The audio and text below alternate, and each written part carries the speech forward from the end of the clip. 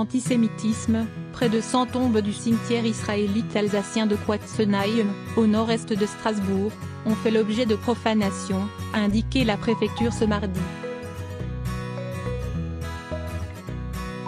Emmanuel Macron s'est rendu sur place en début d'après-midi. La découverte intervient alors que plusieurs rassemblements sont prévus mardi en France contre la hausse récente des actes antisémites.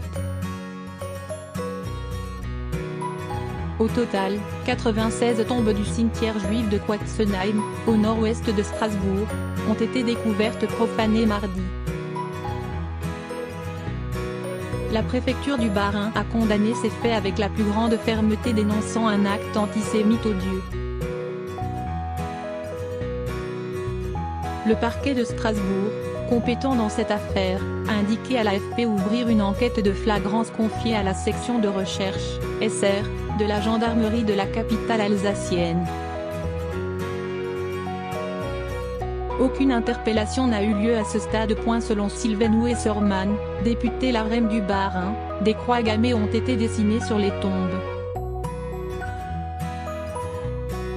Les mots ne suffisent plus, même s'il est essentiel de dire notre dégoût, notre colère et notre révolte contre cet antisémitisme effroyable contre lequel nous serons tant à manifester ce soir, réagit-il sur sa page Facebook. Une sépulture porte quant à elle l'inscription Elsassische Schwarzenwolf, les loups noirs alsaciens, possible référence à un groupe autonomiste alsacien actif dans les années 70, a constaté un journaliste de l'AFP.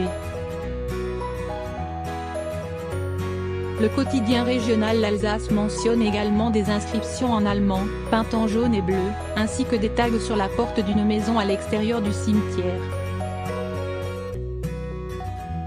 Selon les informations du quotidien, c'est un riverain qui a découvert la profanation ce mardi vers 6h30 alors qu'il promenait son chien. Emmanuel Macron sur place. Emmanuel Macron s'est rendu sur place en début d'après-midi, accompagné notamment du ministre de l'Intérieur Christophe Castaner et de plusieurs représentants de la communauté juive. Le chef de l'État se rendra ensuite au mémorial de la Shoah, à Paris, en compagnie des présidents de l'Assemblée nationale et du Sénat, quelques heures avant le grand rassemblement prévu à Paris contre l'antisémitisme, auquel il ne devrait en revanche pas participer.